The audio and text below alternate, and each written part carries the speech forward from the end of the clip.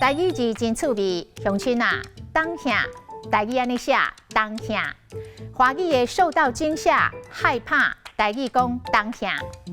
伊爬悬，人看到甲花，伊觉得当下栽落去，摔甲四脚翘上天，真正是做贼心虚。华语的冒失莽撞，台语嘛讲当下。有一句俗语：老的老布丁，少年的较当下。侪岁人做代志，老成稳重，值得信任。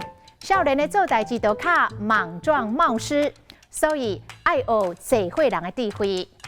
当下下大下，华语的受惊吓，台语讲大下。囡仔大下就青惊，哭规暝，家长嘛对咧规暝拢无困。